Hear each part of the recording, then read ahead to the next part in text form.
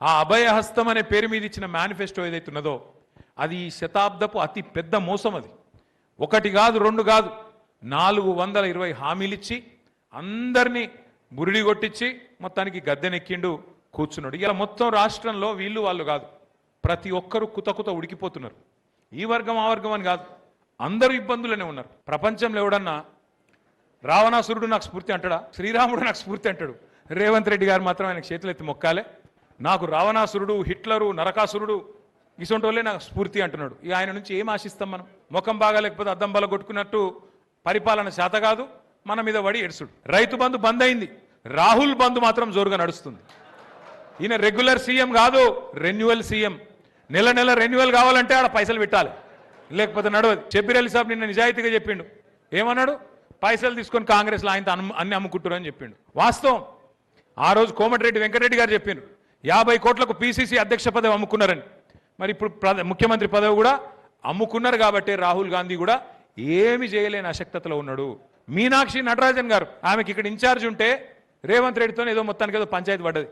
నువ్వు ఇట్లా గరీబుల ఇల్లు గులగొట్టకని చెప్పిందట.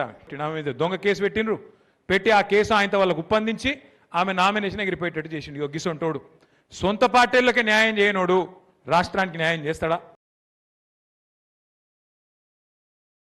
ఆ అభయహస్తం అనే పేరు మీద ఇచ్చిన మేనిఫెస్టో ఏదైతే ఉన్నదో అది ఈ శతాబ్దపు అతి పెద్ద మోసం. అది ఒకటి కాదు, రెండు కాదు, 420 హామీలు ఇచ్చి అందరినీ బురిడి కొట్టించి మొత్తానికి గద్దెనెక్కిండు, కూర్చున్నాడు. ఇలా మొత్తం రాష్ట్రంలో వీళ్ళు వాళ్ళు కాదు, ప్రతి ఒక్కరూ కుత ఉడికిపోతున్నారు.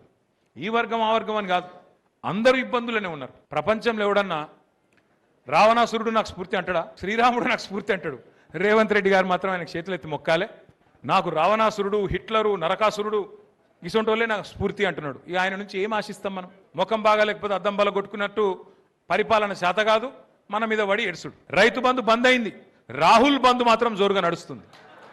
ఈయన రెగ్యులర్ సీఎం కాదు, రెన్యువల్ సీఎం. నెల నెల రెన్యువల్ కావాలంటే ఆడ పైసలు పెట్టాలి, లేకపోతే నడవదు. షబ్బీర్ అలీ సాబ్ నిన్న నిజాయితీగా చెప్పిండు. ఏమన్నాడు?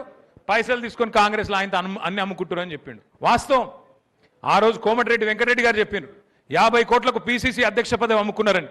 మరి ఇప్పుడు ముఖ్యమంత్రి పదవి కూడా అమ్ముకున్నారు కాబట్టి రాహుల్ గాంధీ కూడా ఏమి చేయలేని అశక్తతలో ఉన్నాడు. మీనాక్షి నటరాజన్ గారు, ఆమెకి ఇక్కడ ఇన్ఛార్జ్ ఉంటే రేవంత్ రెడ్డితో ఏదో మొత్తానికి ఏదో పంచాయతీ పడ్డది. నువ్వు ఇట్లా గరీబుల ఇల్లు గులగొట్టకని చెప్పిందట.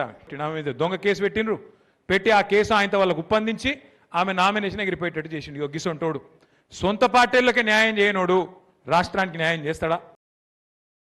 మరిన్ని అప్డేట్స్ కోసం ఛానల్ ను సబ్స్క్రైబ్ చేయండి. నోటిఫికేషన్స్ కోసం బెల్ ఐకాన్ పై క్లిక్ చేయండి.